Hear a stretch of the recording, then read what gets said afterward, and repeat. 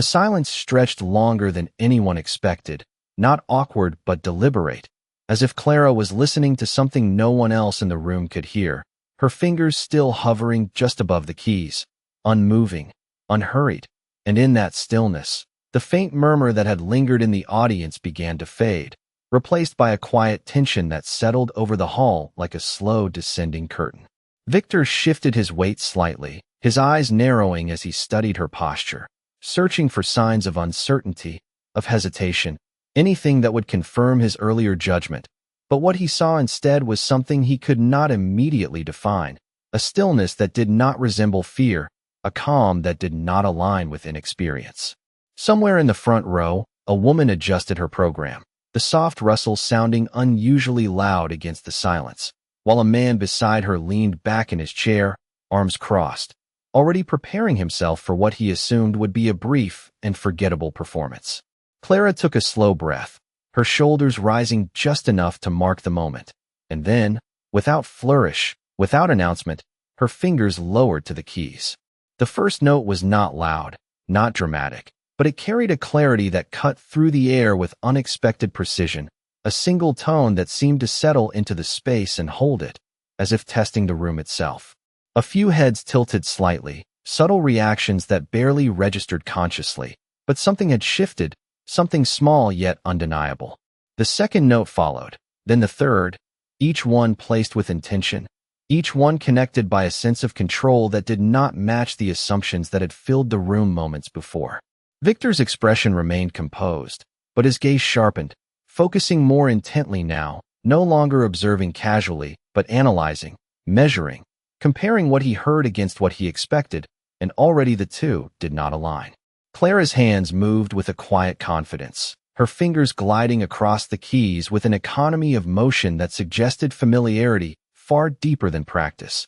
And as the melody began to unfold, it carried a balance of restraint and emotion that drew the listener in without demanding attention, a subtle invitation rather than a command.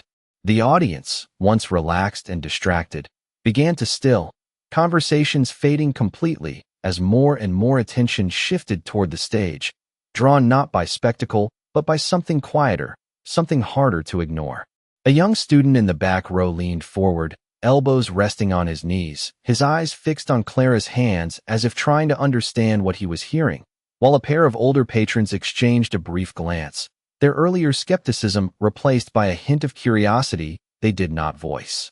Victor took a step closer to the piano, almost unconsciously, his posture tightening as he listened more carefully, his mind recalibrating, searching for flaws, for inconsistencies, for any sign that this was a temporary illusion.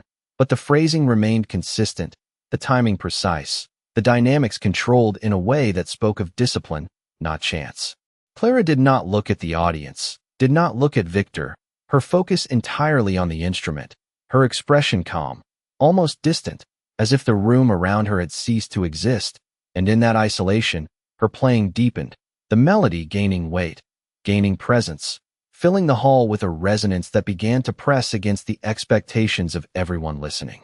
The polished walls seemed to reflect the sound back into the space, amplifying its clarity, and for the first time that evening, the grandeur of the hall felt secondary to what was happening at the piano.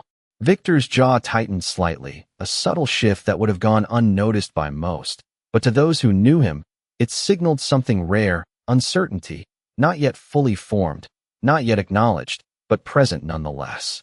He glanced briefly toward the audience, noticing the change in their posture, the way they had leaned in, the way their attention had narrowed, and then he looked back at Clara, his earlier confidence now tempered by a growing awareness that this was not unfolding as he had anticipated.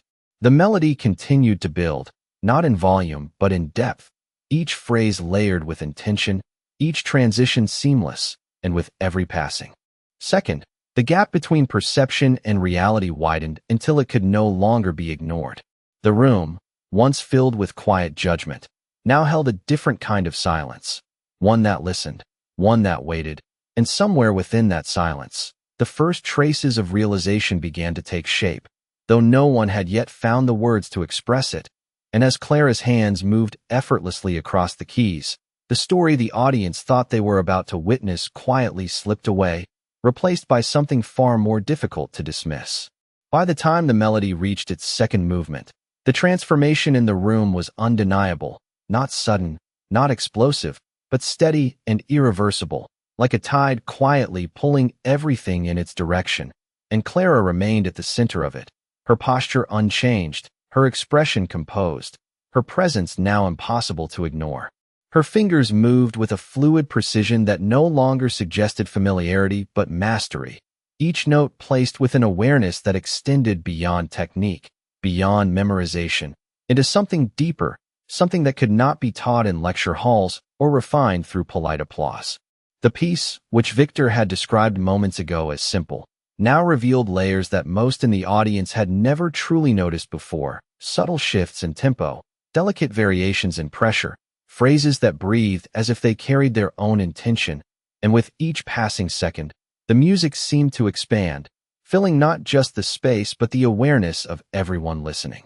A woman in the third row lowered her program slowly into her lap, her eyes fixed on Clara with an intensity that replaced her earlier indifference, while a young man near the aisle leaned forward further, his brow furrowed, not in confusion but in concentration, as if trying to follow something that kept slipping just beyond his understanding. Victor stood still, his hands now resting at his sides instead of behind his back, his composed demeanor beginning to fracture at the edges, not outwardly, not in a way that would draw attention, but internally, where certainty had once been absolute. He listened more closely now, not as a maestro, overseeing a performance, but as a student confronted with something unexpected, something that challenged his assumptions in ways he had not prepared for.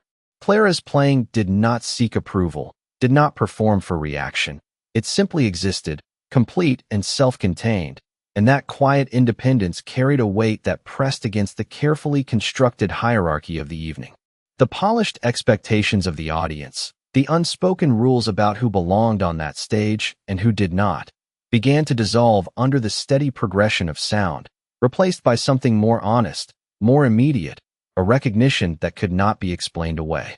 The acoustics of the hall seemed to favor her now, every note resonating with a clarity that drew attention to even the smallest detail. And in that clarity, there was no room for dismissal, no space for the kind of casual judgment that had defined the room just minutes before. Victor's gaze shifted briefly to the grand piano itself, as if searching for an explanation there, as if the instrument might somehow be responsible for what he was hearing. But when his eyes returned to Clara, he saw it unmistakably: the control, the restraint, the subtle confidence that revealed itself not in grand gestures, but in the absence of unnecessary movement. She was not trying to impress, and that was precisely why she could not be ignored. The melody transitioned into a passage that required delicate timing, a sequence that many performers rushed through or exaggerated, but Clara approached it with a measured patience, allowing each note to settle fully before moving to the next, creating a sense of anticipation that held the audience in place, unwilling to break the moment even with a breath. Somewhere near the back, a quiet whisper began and then stopped almost immediately, as if the speaker realized that any sound would feel intrusive, and that awareness spread quickly, reinforcing the silence that now defined the room. Victor took another step forward, closing the distance between himself and the piano without fully realizing it, his attention fixed entirely on the performance, his earlier amusement now replaced by something far more serious, a growing realization that what he had dismissed as a temporary solution had become the defining moment of the evening. Clara's hands moved into a more complex sequence, her fingers crossing effortlessly, her wrists relaxed, her control unwavering, and with each progression, the emotional depth of the piece expanded, drawing reactions that no longer needed to be hidden. A man in the front row exhaled slowly, almost unconsciously, while a pair of guests exchanged a glance that carried no words but complete understanding. And even those who lacked formal training could feel it: the difference, the authenticity, the quiet authority of someone who did not need to prove anything because the proof was already there. Victor's expression tightened, not in resistance but in recognition, the kind that arrives too late to prevent its impact. And in that moment, he understood that the narrative he had constructed for the evening, the roles he had assigned, the assumptions he had trusted, were no longer valid. The room belonged to Clara now, not through declaration, not through introduction, but through the undeniable force of what she was creating. And as the melody continued to unfold with increasing depth and precision, the distance between who she appeared to be and who she truly was became impossible to ignore, leaving only one question lingering in the minds of those who listened, not who she was pretending to be, but how they had failed to see her in the first place. And in that quiet, collective realization, the foundations of certainty began to shift in ways that could not be undone.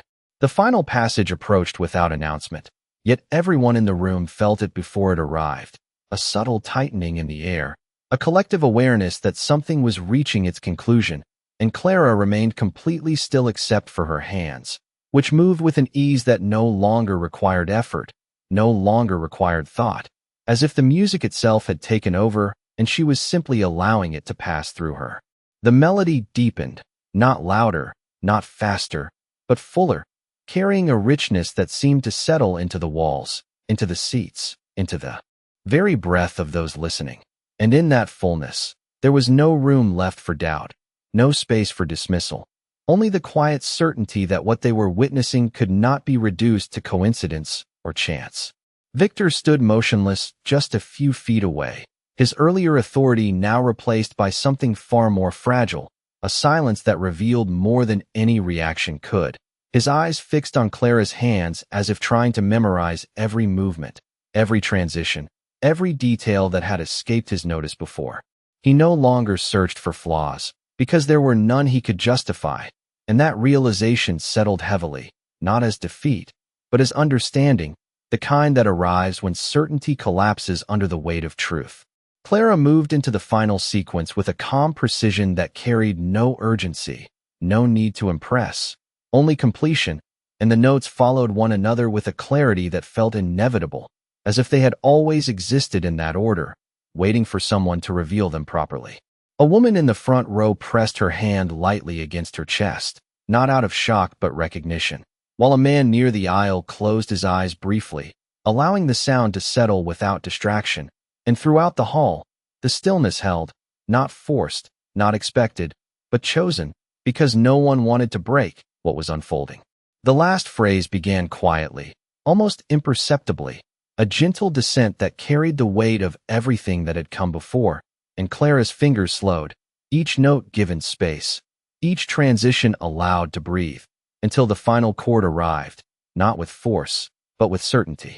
Her hands lifted from the keys and hovered for a brief moment, as if acknowledging the silence that followed, and then they lowered softly into her lap. The room did not react immediately, not because they were unsure, but because they were unwilling to interrupt what had just concluded, and in that pause, the absence of sound spoke louder than any applause could. Victor did not move, did not speak, his posture fixed as the reality of the moment settled fully into place, the understanding that what he had offered as a casual substitution had become the defining performance of the evening, and that the woman he had dismissed without a second thought had revealed a level of artistry that demanded recognition without ever asking for it. Clara rose from the bench with the same quiet composure she had carried from the beginning, smoothing the fabric of her dress with a simple motion, her gaze steady, her expression unchanged, and for a brief second, she looked toward the audience, not searching for approval, not waiting for reaction, but simply acknowledging their presence. Then, as if guided by a shared realization, the first person stood, followed by another, and then another, until the entire hall rose to its feet, the applause beginning not as an explosion, but as a wave that built steadily, filling the space with a sound that carried both admiration and something deeper, something closer to respect. Victor remained where he stood, his hands at his sides, his expression no longer guarded, no longer certain, but open in a way that revealed more than any apology could. And when Clara turned slightly to leave the stage, he took a single step forward, as if to speak, as if to reclaim some part of the narrative he had lost. But the moment passed before he could act, and the silence between them said everything that needed to be said. Clara walked away from the piano without hesitation, without looking back, her steps measured, her presence unchanged, and as she disappeared beyond the edge of the stage, the applause continued, echoing against the marble and glass, filling the space she had just transformed, and in that lingering sound, one truth remained undeniable, that respect, once withheld, cannot be demanded back, it can only be earned, and on that night, it had been given in full, not because it was offered, but because it was undeniable. The applause did not fade quickly. It lingered, echoing through the grand hall long after Clara had stepped beyond the edge of the stage, as if the room itself was reluctant to let go of what had just occurred. And yet behind the curtain, away from the spotlight and the rising admiration, Clara moved with the same quiet rhythm she had always carried, her footsteps soft against the narrow corridor, her expression calm, unchanged, as though the performance had been just another moment in a life that few had ever taken the time to understand. A stage assistant hurried past her, still caught in the energy of the audience, whispering excitedly to another staff member about what they had just witnessed, their voices filled with disbelief, with questions that had no immediate answers. But Clara did not pause to listen. She simply continued forward until the noise of the hall softened into a distant hum. Behind her, Victor finally moved, his steps slower now, less certain, as he followed the path she had taken, not with authority, but with intention, driven by something he could not fully articulate, a need to reconcile what he had seen with what he had believed. The corridor felt different from the stage, narrower, quieter, stripped of the grandeur that had defined the evening, and in that simplicity, the contrast between perception and reality became even more pronounced. Clara stopped briefly near a small table where sheet music had been stacked earlier, her fingers brushing lightly against the pages as if grounding herself in something familiar, something real, and for a moment, she closed her eyes, not in exhaustion, but in reflection, allowing the silence around her to settle fully. When she opened them again, Victor was standing a few feet away, his presence no longer commanding, no longer elevated by the expectations of the room, but human, uncertain, and for the first time that night, he did not speak immediately. He studied her, not as a figure to be categorized, but as a question he had failed to ask earlier, and the weight of that realization lingered in the space between them. "Miss Whitmore," he said finally, his voice quieter than before, stripped of its earlier confidence, and though the words were simple, they carried a shift in tone that did not go unnoticed. Clara turned to face him fully, her posture straight, her gaze steady, offering him the same calm attention she had given the piano, and in that stillness, Victor found himself searching for the right words, something that could bridge the gap between assumption and truth, but nothing came easily.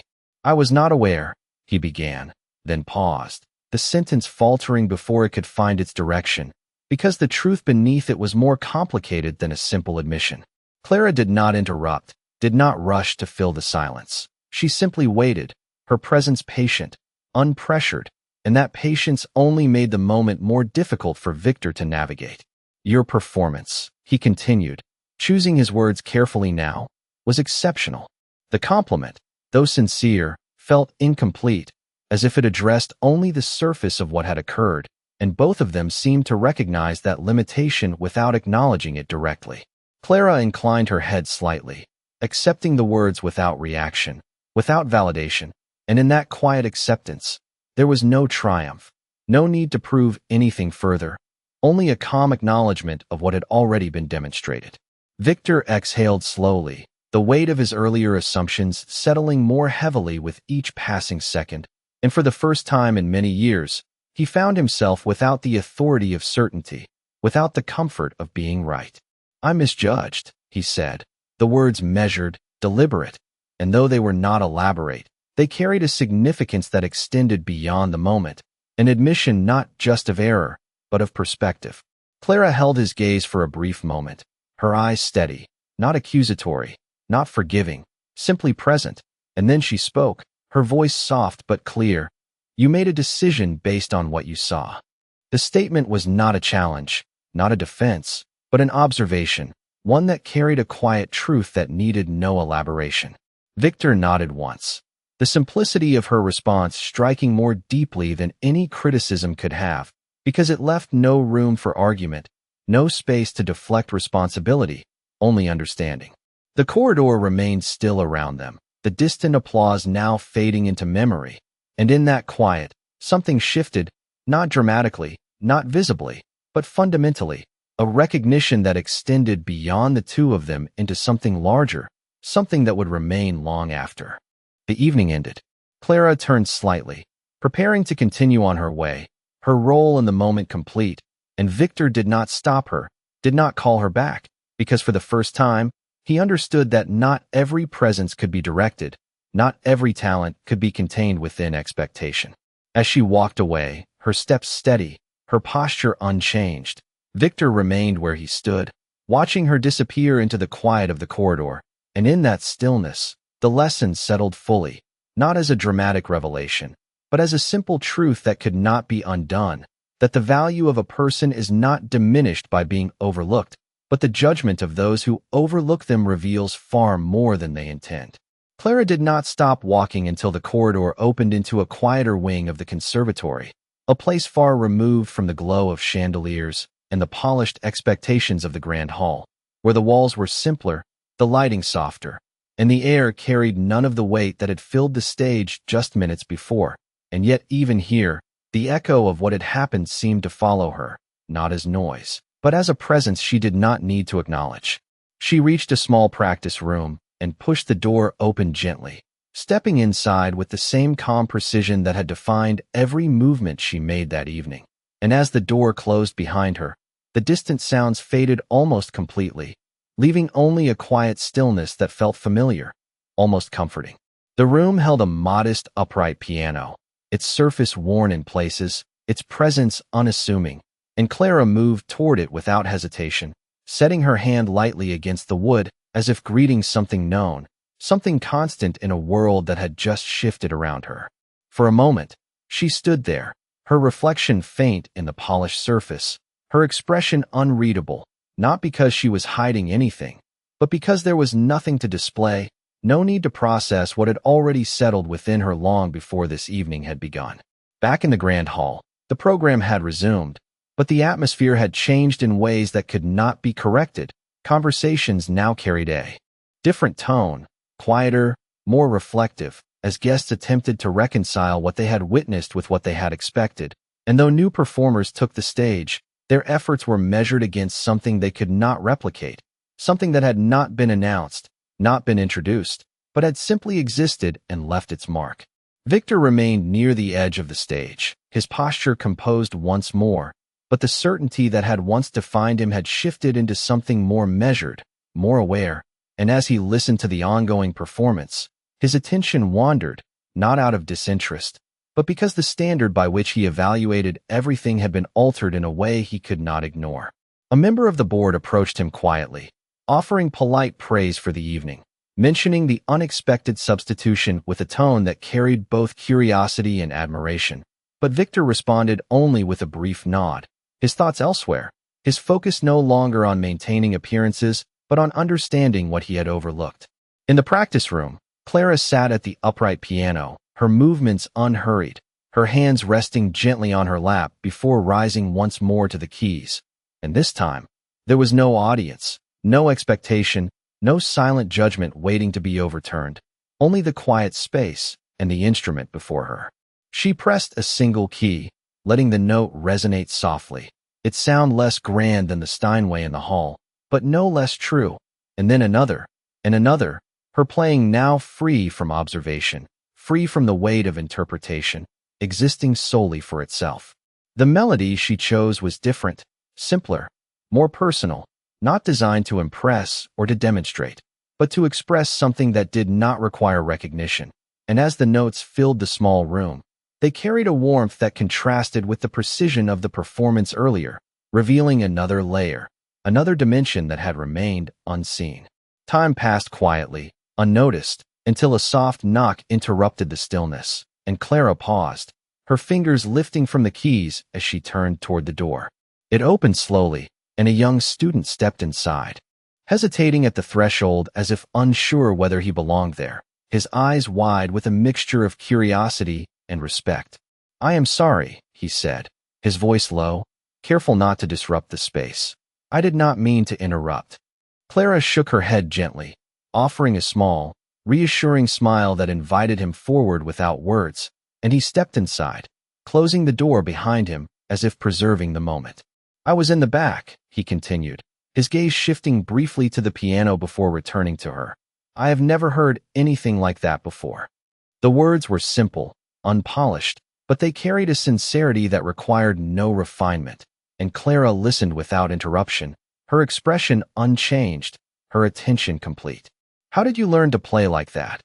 he asked, the question not demanding an answer, but offering an opportunity, and Clara considered it for a moment, not searching for a perfect response, but for one that remained true. "By listening," she said finally, her voice soft, steady, not just to the music, but to everything around it. The student nodded slowly, absorbing the answer even if he did not fully understand it. And in that quiet exchange, something passed between them, not knowledge in the traditional sense, but perspective, a glimpse into something that extended beyond technique. Outside, the evening continued, the recital moving toward its conclusion, but within that small room, the moment held its own significance, separate, complete, and as Clara turned back to the piano, her fingers finding the keys once more, the lesson of the night extended quietly beyond the stage, not through spectacle, not through recognition, but through the simple act of being seen, not as someone overlooked, but as someone understood, even if only for a moment. The quiet in the small practice room seemed to exist outside of time, untouched by the shifting energy of the recital that continued beyond its walls. And Clara's playing carried on with a softness that contrasted sharply with the grandeur of the performance that had brought her there, each note gentle, unhurried, as if it belonged only to that space and the moment it occupied. The young student remained still, standing a few feet away, not daring to interrupt, his earlier question answered not just by her words, but by what he was now hearing, a different side of the same truth, one that did not demand attention, yet held it completely. The melody drifted through the room, simple but intentional, and in its simplicity, there was clarity, a reminder that not all mastery needed an audience to exist. Clara's hands moved with the same precision as before, but now there was an added warmth, a quiet intimacy that could not have been replicated on the grand stage, and as the final notes settled into silence, she allowed them to fade fully before lifting her hands, acknowledging the space they had filled without seeking to extend it. The student exhaled slowly, unaware he had been holding his breath, his eyes still fixed on the piano, as if trying to hold on to something he could not yet fully define. "That was different," he said softly, almost to himself, and Clara turned slightly, her expression calm, offering him the same quiet attention she had given before. "Different does not mean less," she replied, her voice steady, and the words settled into the room with a weight that lingered. Before the student could respond, the sound of footsteps approached from the corridor, measured, deliberate, and both of them turned as the door opened once more, revealing Victor standing at the threshold, his presence no longer carrying the same commanding certainty it had earlier in the evening. He paused there for a moment, as if uncertain whether he should enter, his gaze shifting briefly from Clara to the student and then back again, and in that hesitation, something had clearly changed. "I did not realize you were here," he said, his voice quieter, less assured, and Clara inclined her head slightly, acknowledging him without surprise. The student stepped back instinctively, sensing the weight of the moment, his earlier confidence replaced by a respectful silence, and Victor took a few steps into the room, his eyes drawn once again to the piano, though this time not with authority, but with reflection. "The performance in the hall," he began, then paused, choosing his words more carefully than before. "It has altered the entire evening." Clara said nothing, allowing him to continue, her stillness inviting honesty rather than performance, and Victor exhaled slowly, the controlled composure he had relied on earlier now replaced by something more genuine. "I have spent years defining standards," he said, his voice steady but thoughtful, "deciding who is ready, who is prepared, who belongs." He glanced briefly toward the student, then back to Clara, the implication of his words clear without needing elaboration. "Tonight, I realized that those decisions are not always as accurate as I believed." The room remained quiet, the weight of his admission settling between them, and the student looked from one to the other, sensing the significance even if he could not fully articulate it. Clara stepped away from the piano, her movement unhurried, her posture unchanged, and as she faced Victor, her gaze remained steady, not confrontational, not dismissive, simply present. "Music does not ask who belongs," she said softly, her voice carrying a calm certainty. "It reveals who is listening." The words lingered in the air, not as a challenge, but as a truth that required no defense, and Victor nodded slowly, the simplicity of her statement striking more deeply than any argument could. For a moment, none of them spoke, the silence no longer tense, but reflective, a space where understanding could settle without pressure. The distant sounds of the recital began to fade as the evening moved toward its conclusion, applause rising faintly through the walls before dissolving once more into quiet, and Victor took a step back, as if recognizing that the moment did not belong to him to direct. "The board will want to know more about you," he said finally, though his tone suggested that the statement carried less importance than it might have earlier, and Clara offered a small, almost imperceptible smile, not out of pride, but acknowledgement.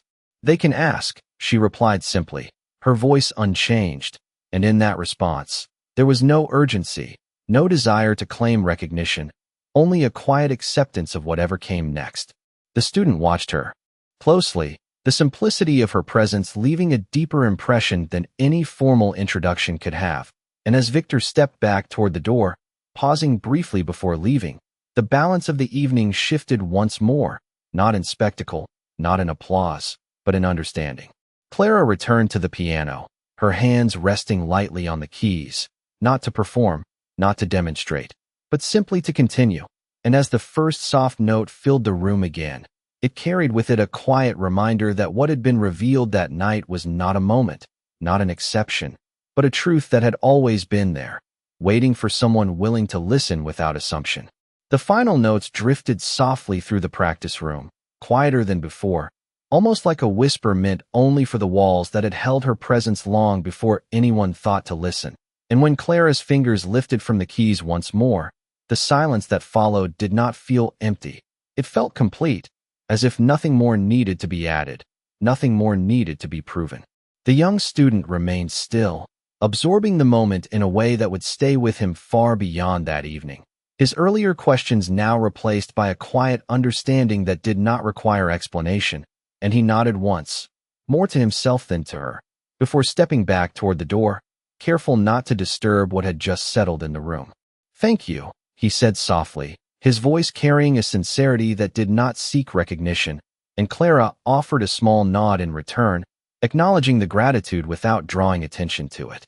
When he left, the door closing gently behind him, the room returned to its quiet state, and Clara remained seated for a moment longer, her hands resting lightly in her lap, her gaze steady, as if the night had unfolded exactly as it was meant to, without surprise, without resistance. In the grand hall, the recital reached its conclusion, the final applause rising and falling with the same polished rhythm that had defined countless evenings before, yet something lingered beneath it, something unspoken that could not be smoothed over by tradition or routine. Guests gathered there. Belongings. Their conversations quieter now, more reflective, the earlier certainty replaced by a subtle awareness that something had shifted, not just in the performance, but in themselves. Names that had once dominated their expectations felt less certain, less absolute, and though no one said it directly, the absence of Clara from the formal program had become the most noticeable presence of the night. Victor stood near the edge of the stage as the hall slowly emptied, his posture composed but no longer rigid, his gaze distant as he watched the last of the guests make their way toward the exit, their footsteps echoing faintly against the marble floors. A member of the conservatory's board approached him once more, this time with a tone that carried less formality and more curiosity, asking quietly about the woman who had taken the stage without introduction, but Victor did not answer immediately. Instead, he looked toward the corridor where Clara had disappeared earlier, as if the answer existed somewhere beyond words, somewhere beyond the explanations he had relied on for so long. "She played," he said finally, his voice calm, measured, and though the response seemed simple, it carried a weight that made further questions unnecessary. The board member nodded slowly, as if understanding more than the words themselves conveyed, and the conversation ended there, not because it was complete, but because it no longer needed to continue. Back in the practice room, Clara stood and adjusted the bench with the same quiet precision she had shown before, her movements unhurried, her presence unchanged. And as she prepared to leave, she paused briefly, her hand resting once more against the piano, not as a farewell, but as an acknowledgement of something constant, something that did not depend on recognition to exist. She turned and walked toward the door, her steps steady, her expression calm, and when she stepped into the corridor, the space seemed to hold its own kind of silence, separate from the noise of the evening that was now fading into memory. Victor remained in the hall for a while longer, long enough for the lights to dim slightly, long enough for the staff to begin their quiet routines of resetting the space. And as he finally turned to leave, his movements were slower, more deliberate, as if each step carried a thought he had not yet fully resolved. He passed the piano without stopping, his reflection faint in its polished surface, and for a brief moment, he hesitated, not out of uncertainty, but out of recognition, a silent acknowledgement of what had taken place. And then he continued on, leaving the hall behind him. Outside, the night air felt different, cooler, quieter, the city moving at its own pace beyond the walls of the conservatory, and Clara stepped into it without pause, blending into the world as easily as she had once blended into the background of the hall, her presence unremarkable to those who passed by, yet carrying something that could not be diminished by lack of attention. There were no announcements, no formal recognition waiting for her, no need to return to the stage to claim what had already been given. And as she walked away, the events of the evening settled into memory, not as a spectacle, but as a quiet shift in perspective that would remain with those who had truly listened. And in the stillness that followed, long after the applause had faded and the lights had dimmed, one truth remained, simple and undeniable, that dignity does not announce itself, it reveals itself, and when it does, the world, no matter how certain it once was, has no choice but to listen.